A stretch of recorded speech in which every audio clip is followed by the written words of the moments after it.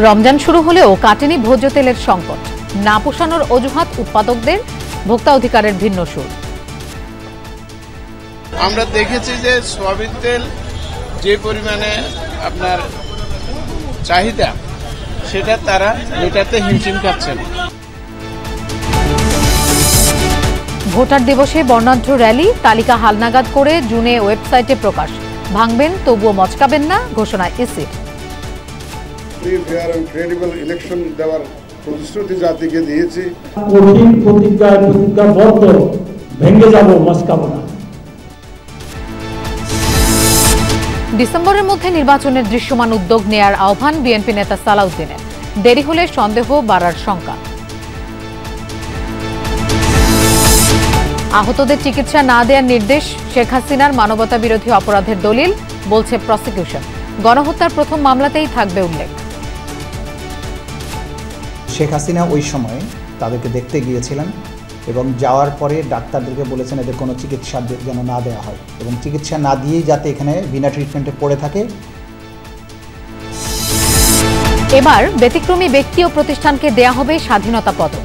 র্যাবের মতো বিতর্কিতদের পদক দেওয়ার বৃত্ত থেকে বের হতে চায় সরকার। যুক্তরাষ্ট্রে চপেটাঘাতের পর যুক্তরাজ্যে উষ্ণ অভ্যর্থনা জেলেনস্কির। প্রতিরক্ষা খাতে ইউক্রেনকে 226 কোটি পাউন্ড দিচ্ছে ইউকে।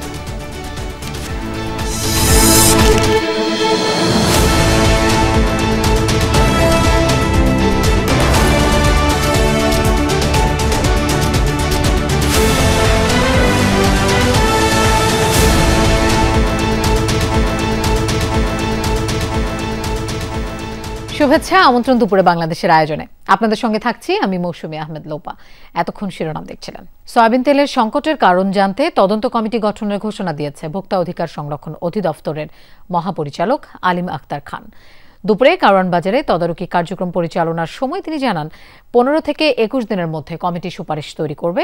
তবে ক্রেতারা মনে করছেন এতে করে চলতি মাসে সয়াবিন তেলের সংকট কাটবে না। বেশ কিছুদিন ধরেই ভোজ্য তেলের সংকট চলছে। সরকারের বেঁধে দেয়া দামে বোতলজাত এবং খোলা সয়াবিন মিলছে না।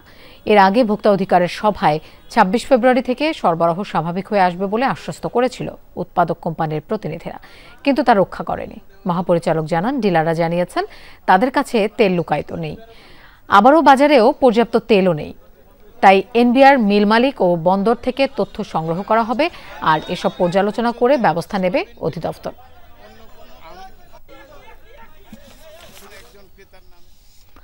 সংযমের মাসে কি খাচ্ছেন? বলা যায় সহজেই মিলছে না নিরাপদ এবং স্বাস্থ্যকর ইফতার ও সেহরির খাবার। মান নিয়ন্ত্রণকারী সংস্থা বিএসটিআই এর পরীক্ষায় ধরা পড়েছে অস্বাস্থ্যকর 47টি পণ্য, যা রমজান মাসে বাজারে বিক্রির জন্য প্রস্তুত করা হয়। সবচেয়ে বেশি ভেজাল পণ্য ঘি, লাচ্ছা সেমাই, কোমল পানীয়, সরিষার তেল, মুড়ি। বিশ্লেষকরা বলছেন দোষীদের বিরুদ্ধে কঠোর শাস্তি নিশ্চিত করতে হবে। রিমন রহমানের রিপোর্ট। সংযমের মাস রমজান। এই মাসে বদলে যায় খাদ্যাভ্যাস। ইফতার এবং সেহরিতে নিরাপদ খাবার চায় রোজাদার, কিন্তু স্বাস্থ্যসম্মত ও মানসম্পন্ন খাদ্য কি মেলে? সচেতনতা এবং সতর্কতার পরও পাওয়া যায় না নিরাপদ খাবার। রোজাকে সামনে রেখে বাজার থেকে কিছু খাবারের নমুনা সংগ্রহ করে Bangladesh standard and testing institute BSTI. দেখা যায় বাজারে বিক্রি হওয়া 47টি পণ্য রয়েছে যা মানহীন। কোন দোকানদার যদি বিএসটিআই ছাড়াও মাল বিক্রি করে, এটা অন্যায়, দোকানদারের অন্যায়, যাতে লোক তারা অন্যায়। পণ্যগুলোর মধ্যে রয়েছে বিভিন্ন ব্র্যান্ডের ঘি। দেখা যায় বাজারে বিক্রি হওয়া বেশিরভাগ ঘিতেই ভেজাল। এসব ঘিতে পাওয়া গেছে বেনজোইন অ্যাসিড, এছাড়া আছে ফ্রুট ড্রিঙ্কস, সস, বিভিন্ন কোম্পানির স্কিন ক্রিম, আয়োডিনযুক্ত লবণ। স্কিন ক্রিমে পাওয়া গেছে পারদের উপস্থিতি, আয়োডিনযুক্ত লবণে মেলেনি আয়োডিন। এর মধ্যে কিছু স্কিন ক্রিম আছে ক্ষতিকারক। আমাদের যে ইম্পোর্ট পলিসি অর্ডার আছে সেখান থেকে কিন্তু এই প্রোডাক্টগুলো আমাদের টেস্ট করার পর মানসম্মত পাওয়ার পর ছাড়পত্র দিয়ে প্রোডাক্ট ছাড় হয়, এতে এই প্রোডাক্টগুলো সম্ভবত পাচার হয়ে আসতেছে। নকল প্রবণতা আমাদের যেটা আছে, এটা তো আমাদের এইটা কোনোভাবেই হোক, এটা আমরা জিরো টলারেন্সে আছি। ইনশাল্লাহ আমরা সংবাদ পেলে করব। লাচ্ছা সেমাইও আতঙ্কের নাম। রোজাকে ঘিরে বাড়ে এই পণ্যের চাহিদা, তাই সুযোগকে কাজে লাগিয়ে বাজারে ছাড়া হয় অস্বাস্থ্যকর সেমাই। বিএসটিআই পরীক্ষায় দেখা যায় প্যাকেজড ড্রিঙ্কিং ওয়াটার, কেক, চানাচুর, সরিষার তেল, সুজি, পরিশোধিত চিনিতেও আছে ভেজাল। এছাড়া বেশি বিক্রিত মুড়িতে আছে অস্বাস্থ্যকর উপাদান।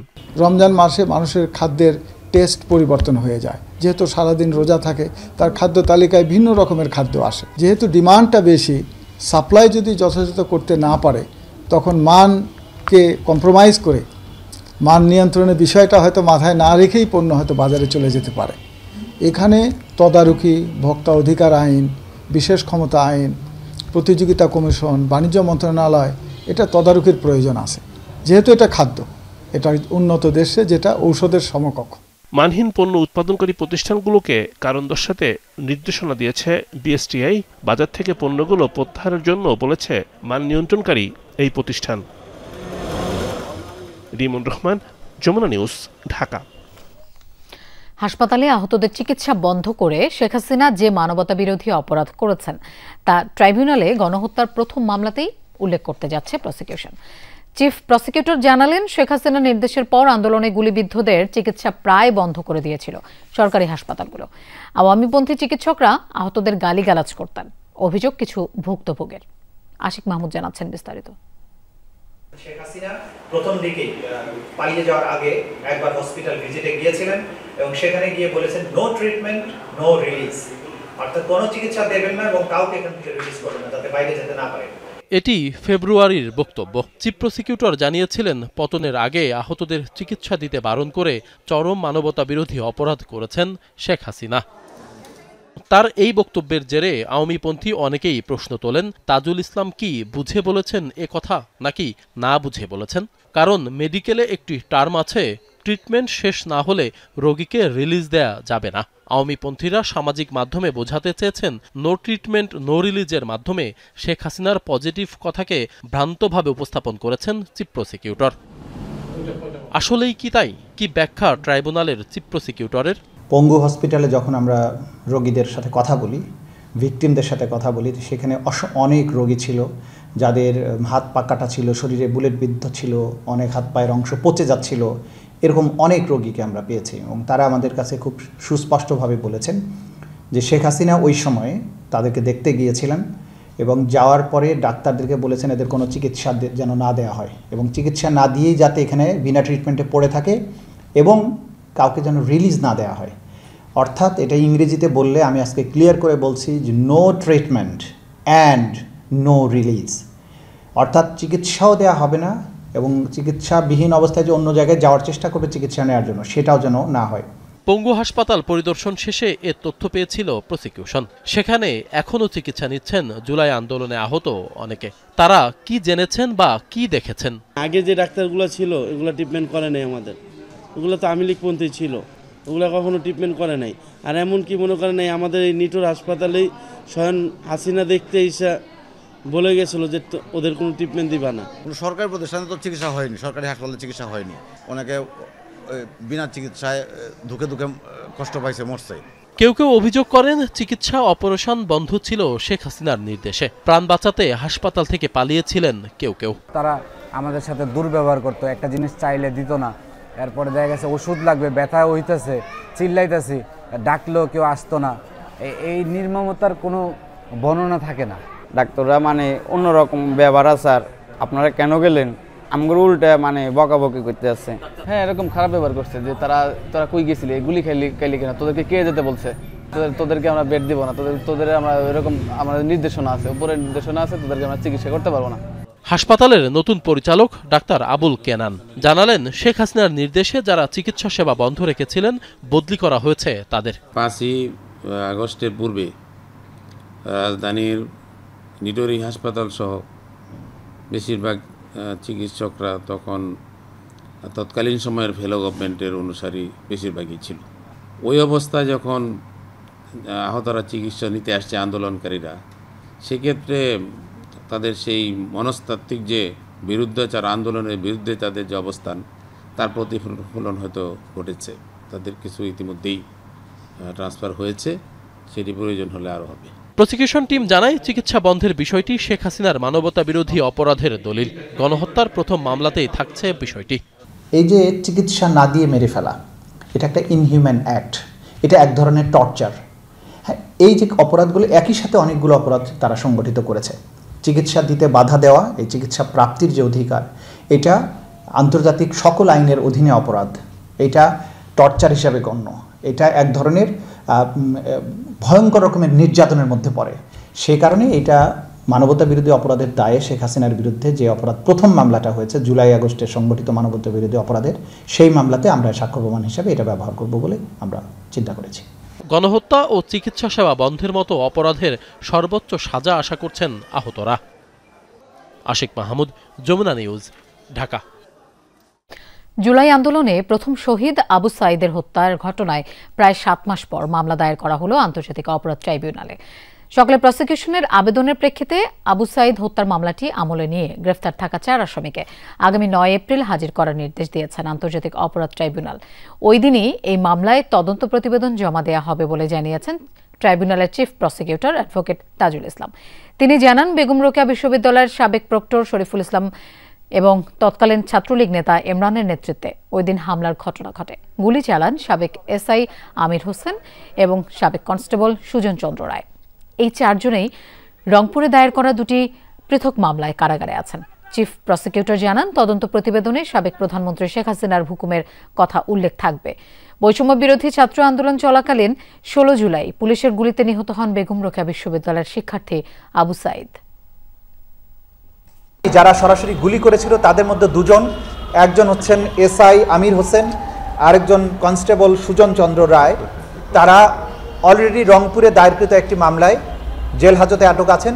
ইমরান চৌধুরী আকাশ ছাত্রলীগের বেগম রোকেয়া বিশ্ববিদ্যালয়ের তদানীন্তন সাধারণ সম্পাদক, যারা এই হামলার সাথে সরাসরি সম্পৃক্ত ছিলেন, তারা আরেকটি মামলায় গ্রেপ্তার হয়ে জেল হাজতে আছে। ব্যতিক্রমী কিছু মানুষ ও প্রতিষ্ঠানকে এবছর স্বাধীনতা পুরস্কার দেয়া হবে, এমনটা জানিয়েছেন শিক্ষা ও পরিকল্পনা উপদেষ্টা ডক্টর ওয়াহিদ উদ্দিন মাহমুদ। সচিবালয়ে স্বাধীনতা পুরস্কার সংক্রান্ত উপদেষ্টা কমিটির বৈঠক শেষে একথা জানান তিনি। তবে কারা এবছর স্বাধীনতা পুরস্কার পাচ্ছেন, কতজন পাচ্ছেন তা জানাননি উপদেষ্টা। বলেন, কমিটি কিছু নাম সুপারিশ করেছে, চূড়ান্ত অনুমোদনের জন্য প্রধান উপদেষ্টার কাছে তা পাঠানো হবে। দেশের জন্য অনন্য অবদানের স্বীকৃতি স্বরূপ এবছর ব্যতিক্রমী কিছু ব্যক্তি এবং প্রতিষ্ঠানকে স্বাধীনতা পুরস্কার দেয়া হবে। এ সময় আইন উপদেষ্টা জানান, এর আগে স্বাধীনতা পুরস্কার দেওয়ার ক্ষেত্রে দলগত এবং গোষ্ঠীগত সিদ্ধান্ত নেওয়া হতো। র্যাবের মতো বিতর্কিত প্রতিষ্ঠানকেও দেশের সর্বোচ্চ এই পুরস্কার দেওয়া হয়েছিল। এই পুরস্কারের সংখ্যা এবার হবে 10 জনের কম।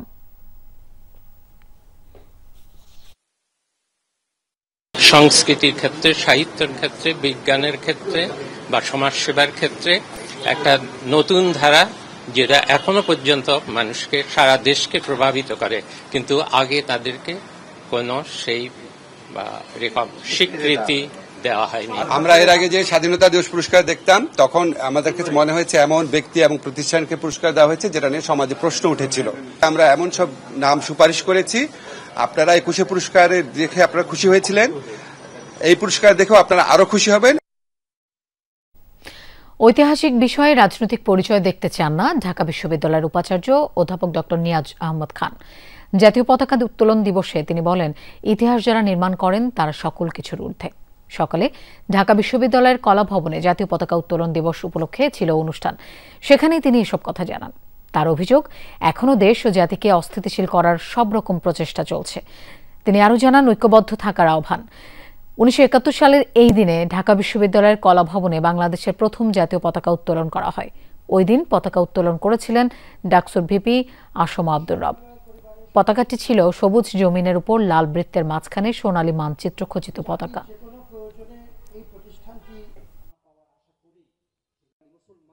একটা জাতিকে অস্থিতিশীল করার সব রকম প্রচেষ্টা অব্যাহত আছে। এই সময় আমাদের ঐক্য ধরে রাখা একান্তই জরুরি। এই সময় আমি হাত বাড়িয়ে দিলে আপনি আমার হাত ধরা একান্তই জরুরি। এই জাতীয় উদ্যোগগুলো আমাদেরকে ঐক্যবদ্ধ করে। এই জাতীয় উদ্যোগগুলো স্মরণ করিয়ে দেয় যে আমার অনেক সীমাবদ্ধতা আছে। প্রশাসন ক্যাডার কর্তৃক আন্ত ক্যাডারের 12 জনকে বহিষ্কারের প্রতিবাদে কর্মবিরতি পালন করছেন বিসিএস শিক্ষা ক্যাডারের সদস্যরা। রাজধানীর শিক্ষা ভবনের অভ্যন্তরে মানববন্ধন কর্মসূচির মাধ্যমে আজ সারাদিন কোনো কাজ না করার ঘোষণা দেন তারা। জানান, প্রশাসন ক্যাডারের বৈষম্যের বিরুদ্ধে প্রতিবাদ করায় শিক্ষা ক্যাডারের 6 জন সহ আন্তঃ ক্যাডারের 12 জনকে সাময়িক বরখাস্ত করে সরকার। বৈষম্যমূলক এই সিদ্ধান্ত প্রত্যাহারে দফায় দফায় উপদেষ্টাদের কাছে দাবি জানানো হলেও কোনো সমাধান হয়নি। আন্দোলনকারীরা বলেন, কর্মবিরতির পরও সরকার দাবি পূরণ না করলে বৃহত্তর কর্মসূচি ঘোষণা করা হবে। এ সময় মাউশির মহাপরিচালক অধ্যাপক ডক্টর মোহাম্মদ আজাদ খান বলেন, এই আন্দোলন সরকার বা রাষ্ট্রের বিরুদ্ধে নয়, বরং প্রশাসন ক্যাডার দ্বারা বৈষম্যমূলক সিদ্ধান্তের প্রতিবাদে। আমাদের বেশ কিছু বৈষম্যের শিকার আমরা, তারপর আন্তঃক্যাডার বৈষম্য যেটা অন্যতম বিষয়, তারপর আমাদের ক্যাডার সদস্যরা অনেকেই মামলা বা হয়রানির শিকার। এগুলোকে একটি সুষ্ঠু সুন্দর সমাধান যাতে আসে, সেজন্য মূলত আজকের এই কর্মবিরতিতে আমরা আসছি। প্রশাসন ক্যাডারের ব্যক্তিরা আমাদের 12 জন সদস্যকে সাময়িক বরখাস্ত করেছে। আমাদের সাময়িক বরখাস্ত প্রত্যাহার হয়নি এবং জনপ্রশাসন সংস্কার কমিশন যে প্রতিবেদন দাখিল করেছে সেখানে আন্তঃক্যাডার বৈষম্যের কোনো কার্যক্রমই নেই এবং জনস্বার্থ বিরোধী প্রতিবেদন দিয়েছে। তার প্রতিবাদে আমরা আজকে কর্মবিরতি দিয়েছি। শপথ নিলেন সরকারি কর্ম কমিশনের সদ্য নিয়োগ পাওয়া 7 সদস্য। সকালে জাজেস লাউঞ্জে নতুন সদস্যদের শপথ বাক্য পাঠ করান প্রধান বিচারপতি সৈয়দ রেফাত আহমেদ। শপথ নেওয়া 7 সদস্য হলেন অধ্যাপক ডক্টর মোহাম্মদ শরীফ হোসেন, অধ্যাপক ডক্টর ফেরদৌস আরফিনা ওসমান, অধ্যাপক doctor ATM Farid Uddin, brigadier general অবসরপ্রাপ্ত আনোয়ারুল ইসলাম, মোহাম্মদ মুনির হোসেন, অধ্যাপক ডক্টর শাহনাজ সরকার এবং সাব্বির আহমদ চৌধুরী। গত 19 ফেব্রুয়ারি তাদের নিয়োগ দিয়ে প্রজ্ঞাপন জারি করা হয়। সেখানে বলা হয়, সংবিধানের 138 নম্বর অনুচ্ছেদে দেয়া ক্ষমতা বলে রাষ্ট্রপতি তাদের এই নিয়োগ দিয়েছেন। সেই অনুযায়ী নতুন সদস্যরা দায়িত্বভার গ্রহণের তারিখ থেকে 5 বছর বা তার 65 বছর বয়স পূর্ণ হওয়া, এই দুটির মধ্যে যা আগে ঘটে সেই সময় পর্যন্ত বাংলাদেশ সরকারি কর্ম কমিশনের সদস্য পদে বহাল থাকবেন। দেশে এখন মোট ভোটার 12,37,3274 জন। ভোটার বেড়েছে 1.54 ভাগ। 2024-এর হালনাগাদ তালিকা চূড়ান্ত করে এই তথ্য জানিয়েছে নির্বাচন কমিশন। ভোটার দিবসে র্যালি করে সিইসি বলেছেন, ভোটে সন্ত্রাস করে আপাতত জেতা যায়, কিন্তু শেষ পর্যন্ত দল ও দেশের জন্য সেটা ভালো হয় না। AMM নাসির উদ্দিন বলেন, সুষ্ঠু ও বিশ্বাসযোগ্য নির্বাচনের জন্য রাজনৈতিক দলগুলোকে দায়বদ্ধ হতে হবে। তোমার আমার বাংলাদেশে ভোট দিব মিলেমিশে, এই প্রতিপাদ্যে পালিত হচ্ছে জাতীয় ভোটার দিবস। 7ম জাতীয় ভোটার দিবসের উদ্বোধন করে কর্মকর্তা কর্মচারীদের নিয়ে র্যালি বের করে কমিশন। এমন দিনে চূড়ান্ত ভোটার তালিকা প্রকাশ করেছে নির্বাচন কমিশন। 2 জানুয়ারি প্রকাশিত খসড়া ভোটার তালিকার আপত্তি শুনানি শেষ করে চূড়ান্ত তালিকা প্রকাশ করা হলো। এতে পুরুষ ভোটার 6,33,61,615, নারী ভোটার 6,03,69,665 জন। এ সময় প্রত্যাশিত সংখ্যায় নতুন ভোটার অন্তর্ভুক্ত না হয় এবং মৃত ভোটার বাদ না যাওয়ায় 20 জানুয়ারি থেকে বাড়ি বাড়ি গিয়ে হালনাগাদের কাজ শুরু করে ইসি। এভাবে 1 মার্চ পর্যন্ত নতুন ভোটার নিবন্ধিত হয়েছে 36 লাখ, মৃত ভোটার বাদ পড়েছেন প্রায় 19 লাখ। সিইসি জানান, হালনাগাদ কার্যক্রম চলমান আছে। জুন নাগাদ আরেকটি ভোটার তালিকা প্রকাশ করা হবে। তিনি বলেন, রাজনৈতিক দলগুলোর বিপরীতমুখী বক্তব্যে চিন্তিত নয় কমিশন।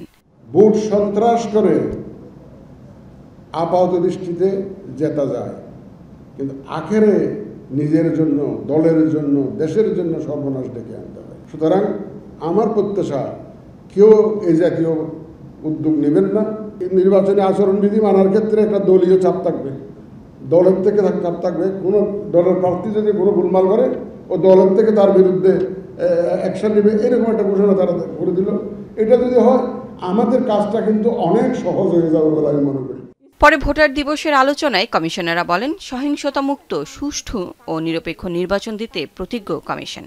ভোটে অনিয়মের দায় এড়াতে পারে না ইসি। এই নির্বাচন কমিশনের ছোট একটি কর্মচারী থেকে শুরু করে প্রধান নির্বাচন কমিশনার পর্যন্ত কেউ অমুকের কথায় বলেছি, অমুক প্রভাবিত হয়ে করেছি, এই কথা বলে দায় এড়াতে পারেন না। বর্তমান নির্বাচন কমিশন দৃঢ়ভাবে বিশ্বাস করে এবং ইস্পাত কঠিন প্রতিজ্ঞাবদ্ধ, ভেঙে যাব মস্কাবো না।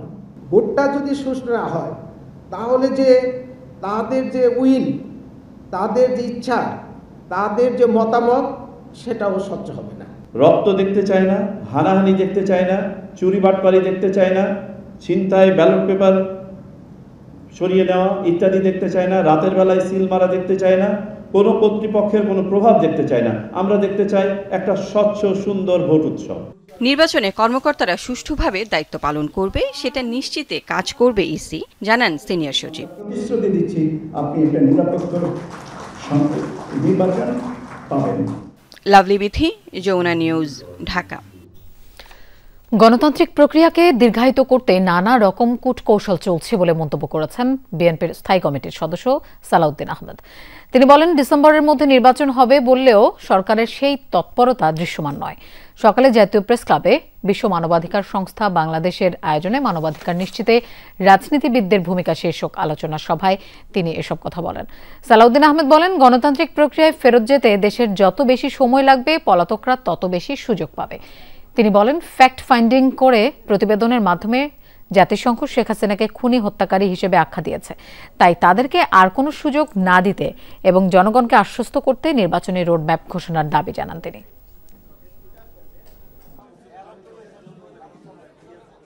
তারা ডিসেম্বরের মধ্যে জাতীয় সংসদ নির্বাচনের জন্য তাদের সমস্ত কর্মকাণ্ড সাজাচ্ছেন, কিন্তু সেই কর্মকাণ্ডগুলো প্রকাশিত নয়।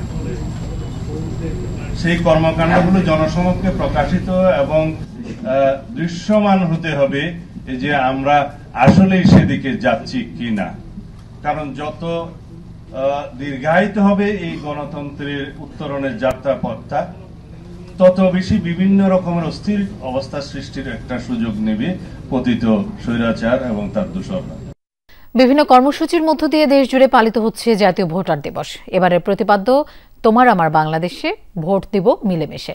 বরিশালে জাতীয় ভোটার দিবসের উদ্বোধন করেন বিভাগীয় কমিশনার রায়হান কাউসার। এরপর একটি বর্ণাঢ্য শোভাযাত্রা কমিশনার কার্যালয়ের চত্বর প্রদক্ষিণ করে।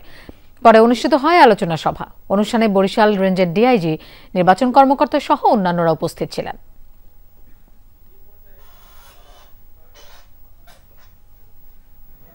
নাটোরেও নানা কর্মসূচির মধ্য দিয়ে পালিত হয়েছে সপ্তম জাতীয় ভোটার দিবস। সকালে জেলা প্রশাসকের কার্যালয়ের সামনে একটি শোভাযাত্রা বের করা হয়। প্রধান প্রধান সড়ক প্রদক্ষিণ করে র্যালিটি। পরে জেলা প্রশাসনের কার্যালয়ে আলোচনা সভায় বক্তারা বলেন, জনগণকে অবাধ সুষ্ঠু নির্বাচন উপহার দিতে কাজ করে যাচ্ছে অন্তর্বর্তী সরকার। চট্টগ্রামের পতেঙ্গায় পুলিশের উপর হামলার ঘটনায় আরও 10 জনকে গ্রেফতার করেছে পুলিশ। শনিবার রাতে নগরীর পাঁচলাইশ এলাকায় অভিযান চালায় আইনশৃঙ্খলা বাহিনী। পুলিশ বলছে, গ্রেফতারকৃতরা চিহ্নিত মাদকসেবী ও ছিনতাইকারী। এই নিয়ে ধরা পড়ল 12 জন। গেল শুক্রবার রাতে গাঁজা সেবনে বাধা দেয় এক পুলিশ সদস্যকে মব সৃষ্টি করে মারধর করে একদল যুবক। কেড়ে নেয় সাথে থাকা ওয়াকিটকি, মুঠোফোন ও মানিব্যাগ। সেদিনই ধরা পড়ে অভিযুক্ত 2 মাদকসেবী।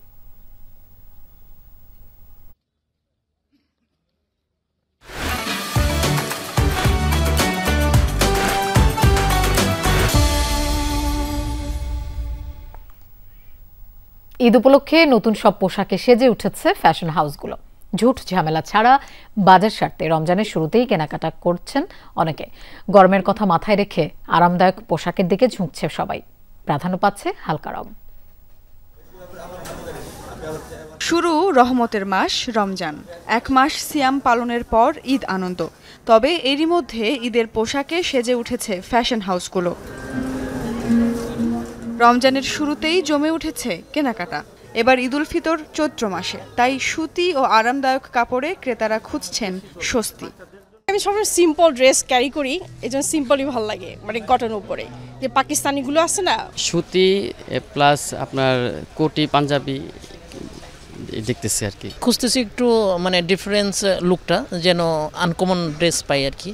এই জন্য কেনাকাটির জন্য প্রথম দিকে আর কি বিভিন্ন মার্কেটে ঘুরে দেখতেছি। বিশেষ করে অবশ্যই সুতিটাকে বেশি প্রেফার করছি, কারণ হচ্ছে আপনার এখন গরম পড়ে গেছে, ঠিক আছে। বাচ্চাদের জন্য মানে শর্ট হাফ হাতা জিনিসগুলোকেই বেশি প্রেফার করছে। হাল আমলের ট্রেন্ডের কথা মাথায় রেখে রেডিমেড পার্টি ওয়্যারের দিকে ঝুঁকছেন নারীরা। পাশাপাশি পুরুষদের নকশা করা পাঞ্জাবি ও প্রিন্টের শার্টের চাহিদা বেশি। আগেভাগে শিশুদের পোশাকও কিনে ফেলছেন অনেকে। সেক্ষেত্রে বাবা মায়ের প্রথম পছন্দ শিশুর আরাম। ব্যাপারটা আগে দেখবো যে যেটা পরে আমি কমফর্ট ফিল করব আর বাবু যেটা পরে শান্তি পাবে ওইটাই। বাবুদের জন্য কমফোর্টেবল যেটা হচ্ছে বেস্ট চয়েস হচ্ছে সুতির মধ্যে, যেহেতু সামনে গরম চলে আসছে।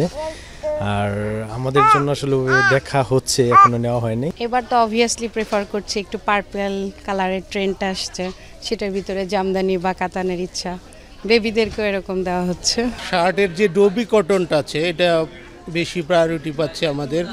আর কালারফুল ক্যাজুয়াল শার্টের মধ্যে কালারফুল প্রিন্টেড যে শার্টগুলো এগুলোর ভেরিয়েশন অনেক বেশি এবার আমাদের। মেয়েদের যে সালোয়ার কামিজ, আপনার যে সালোয়ার কামিজগুলো আছে একটু আপনার কালারফুল প্রোডাক্টগুলো খুব বেশি প্রায়োরিটি পাচ্ছে। বিক্রেতারা বলছেন এবারের কালেকশনে গুরুত্ব পেয়েছে আবহাওয়া ও ফ্যাশনের মিশেল। ঊর্ধ্বমুখীর বাজারে দাম ও ক্রেতার সাধ্যের মধ্যে। ভ্যাটের একটা বিষয় আছে, যেখানে গত বছরের চেয়ে একটু ভ্যাটের বৃদ্ধি পেয়েছে। তো সেই ক্ষেত্রে আমরা চেষ্টা করেছি মানে যতটা কমে রাখা যায় ততটাই করেছি, এবং কাস্টমার কেনার সাধ্যের মধ্যে থাকবে। সবচেয়ে হিট কালেকশন বর্তমানে হচ্ছে গিয়ে বাচ্চাদের, প্রথম শুরু থেকেই বাচ্চাদের কিছু গর্জিয়াস ড্রেস আছে। তারপরে আপনার যে পাঞ্জাবি দেখছেন, কিছু গর্জিয়াস আপনার পাঞ্জাবি আছে। এবার আমাদের চলছে পাকিস্তানি আর হলো গিয়ে ইন্ডিয়ান কিছু কাটচুপি কাজ গর্জিয়াস, আর সেখানে পাশাপাশি আমাদের রেডিমেড কিছু খুব সুন্দর গর্জিয়াস, এগুলো ভালো চলছে। বেশিরভাগ ঈদ কালেকশনই পৌঁছেছে ফ্যাশন হাউসগুলোতে। রমজানের মধ্যে নিত্য নতুন আরও পোশাকে সেজে উঠবে আউটলেটগুলো। সুমাইয়া ঐশী, যমুনা নিউজ, ঢাকা। পুরান ঢাকার চকবাজারে জমে উঠেছে ঐতিহ্যবাহী ইফতার বাজার। এই মুহূর্তে সহকর্মী তানভীর সিদ্দিক টিপু আছেন সেখানে, আমরা তার কাছে যাচ্ছি। টিপু, আজ তো রোজার প্রথম দিন, কেমন দেখছেন চকবাজারের ইফতারের বেচাকেনা? লোপা, আপনি দেখতেই পাচ্ছেন আসলে এখানে দাঁড়ানোর সুযোগ নেই চকবাজারে। এখন প্রায়, কিন্তু দেখে বোঝার উপায় নেই, কানায় কানায় মানুষ পূর্ণ হয়ে গিয়েছে। এবং চকবাজার আপনি জানেন যে ইফতারের জন্য খুবই বিখ্যাত একটি জায়গা।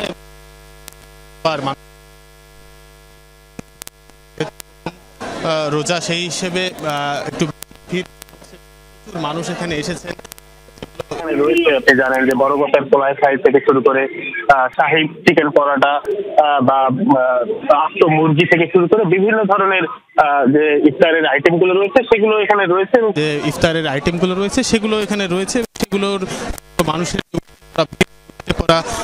আমরা দেখতে পাচ্ছি, এবং সেগুলো মানুষ বড় যে সমস্যাটা পুরান ঢাকার এই পুরো জায়গাটাই দেখা যাচ্ছে যে মানুষের হাঁটা চলার জন্য খুব বেশি একটা কিনতেও পারছেন না ঠিকভাবে, আবার ঠিকভাবে চলাচল করতে পারছেন না। সব মিলিয়ে একটি খুবই জনজট তৈরি হয়েছে বলা যায়।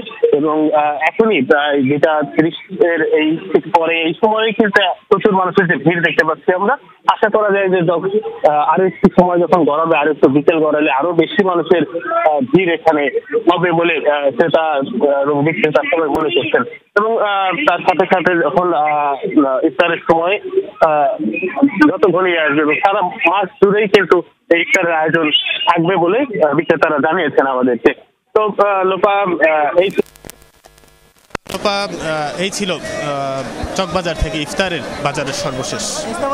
টিপু, আপনাকে ধন্যবাদ আমাদের সাথে যোগ দেওয়ার জন্য। ঈদের আগে চালু করা হবে দক্ষিণখান থেকে এয়ারপোর্ট যাওয়ার মাজা রোড। এছাড়াও দক্ষিণখানের 20টি মাঠ ও পাবলিক স্পেস উদ্ধার করার কথা জানিয়েছেন ডিএনসিসির প্রশাসক মোহাম্মদ এজাজ।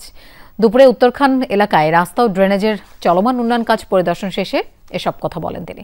দক্ষিণখানের 18টি ওয়ার্ডের বেশিরভাগ রাস্তা দখল রয়েছে বলে জানায় ঢাকা উত্তর সিটি কর্পোরেশনের। সেগুলো রাজুক ও সিটি কর্পোরেশন যৌথভাবে রোজার মধ্যেই উদ্ধার করার কথা জানান ডিএনসিসির প্রশাসক। এ সময় তিনি আরো বলেন, জলাবদ্ধতা যেন না হয় সে লক্ষ্যে কাজ করছে তারা। বর্ষার আগে আর কোনো সেবা প্রদানকারী প্রতিষ্ঠানকে নতুন রাস্তা কাটার অনুমতি দেবে না ডিএনসিসি। নতুন ঢাকার সাথে এয়ারপোর্টের যে কানেক্টিভিটি এটা করার জন্য আমরা চিন্তা করেছি, এবং ড্যাপে এটা বলা হয়েছে এখানে একটা 100 ফিট রোড লাগবে, এবং কোথাও কোথাও সর্বনিম্ন হচ্ছে আসলে 72 ফিট রোড লাগবে। তো সুতরাং এই 72 থেকে 100 ফিট করা মানে 4 লেন রাস্তা করার জন্য মাস্টার প্ল্যান অলরেডি রেডি করা হয়েছে। ডিজিএফআই এর সাবেক মহাপরিচালক অবসরপ্রাপ্ত লেফটেন্যান্ট জেনারেল সাইফুল আলমের ক্যান্টনমেন্টের বাসায় অভিযান চালিয়ে 2,45,00,000 টাকা জব্দ করেছে দুদক, জানিয়েছেন সংস্থাটির মহাপরিচালক আক্তার হোসেন।